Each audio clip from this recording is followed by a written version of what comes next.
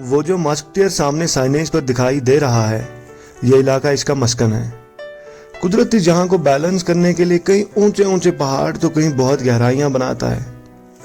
ये कायनात का बनना और बिगड़ना एक फितरी अमल है, लेकिन इंसानी लामहदूद ज़रूरियात और तमन्नाएं कुदरती निज़ाम को गैर मुतवाज़िन बना रही हैं। अस्सलामु अलैकुम, गुड आफ्टरनून। आज हम दबजन ब्रिज के पास पहुंच गए। 31 जनवरी चिलाई कलान का आखिरी दिन। यहाँ पर पहुंचने का राज आप सब लोगों को पता होगा, मालूम होगा। बर्फ़बारी इस बार हुई नहीं, पर शुक्र है कुदरत हम पर मेहरबान हो गई। थोड़ी ही सही, पर बर्फ़बारी तो हो गई। मौके को गनीमत जाना। आज हमने सोचा क्यों ना हम बाहर जाके थोड़ा सा लुत्फ़अंदोज़ होके आते हैं। हीरपोरा से 6 किलोमीटर की दूरी पर मुगल रोड पर ये जगह, जिसको कदलबल कहते हैं, दबजन ब्रिज। ये हम कैमरा में आपको दिखा रहे हैं, दबजन ब्रिज। इस जगह का नाम कदलबल है। ये दबजन कैचमेंट एरिया में बेसिकली पड़ती है। और अगर हम इस तरफ की बात करें, मुगल रोड की तामीर से पहले यहाँ से 1.5 से 2 किलोमीटर की दूरी पर 2 चश्मे हैं, जो मशहूर ज़माना चश्मे हैं। एक का पानी सल्फ्रिक वाटर है और एक ठंडा पानी का चश्मा है।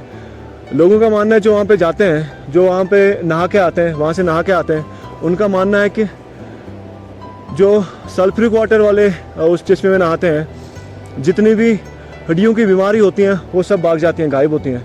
और जो लोग वो ठंडे पानी वाले चश्मे में नहाते हैं, उनका मानना है स्किन की जितनी भी डिजीज़ होती हैं वो दूर होती हैं। और अगर मैं अपना ये कैमरा इस तरफ घुमाने को बताऊं, ये पूरा इलाका जो मेरे पीछे है, इसको कुक्कड़पड़। इन घने जंगलात में कई अक़साम की जंगली हयात रह रही है। काश सरकारी इन इलाकों को इंसानी मुदाखलत से बचा लेती। जहाँ जहाँ वाइल्ड लाइफ का हैबिटेट है, मुगल रोड वाली साइड में तो सैकड़ों लोगों का आना जाना रहता है। नाला रिम्बारा के पार वाली साइड में किसी की आज़ादाना आवाजाही पर कदगन होनी चाहिए, जिसमें से अनमोल सरमाया जंगलात और उसमें रहने वाले जंगली जानवर किसी खदशे के बगैर नशोनुमा पा सके। मेरे आते ही बर्फबारी शुरू हो गई। मेरी निगाह में ये कुदरत की तरफ से खुशामदीद है।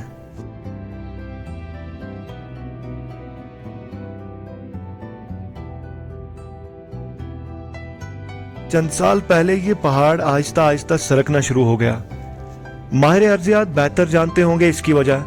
अलबत्ता मेरी निगाह में जंगलात का बेदरे कटाव और पानी जो पहाड़ों से उतरता है, इस सॉइल इरोजन की एक वजह हो सकती है। इस इरोजन को रोकने के लिए शजरकारी और कंक्रीट ड्रेनेज सिस्टम किसी हद तक इस जरके इस मट्टी को रोक सकता है। नहीं तो अनमोल मट्टी नाला रिम्बारा में बहती रहेगी और दबजन रफ्ता रफ्ता खुदा नखास्ता अपनी रौनक खो देगा।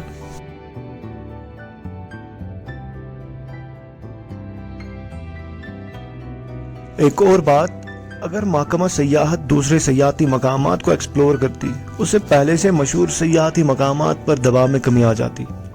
ऐसे मकामात इको फ्रेजाइल होते हैं। अगर कंट्रोल सयाहत होगी तो ये हसास सयाहती मकामात ज़्यादा मुतासर न होते, साथ ही इको सिस्टम भी ज़्यादा डिस्टर्ब ना होता। दबजन इलाका एक नया मकाम ऐसा होगा जिसकी तरफ सयाहों को रागिब किया जा सकता है। इस तरह एक और फ़ायदा यह होता, दूसरे इलाकों के लोगों को भी रोज़गार की सबील हो जाती।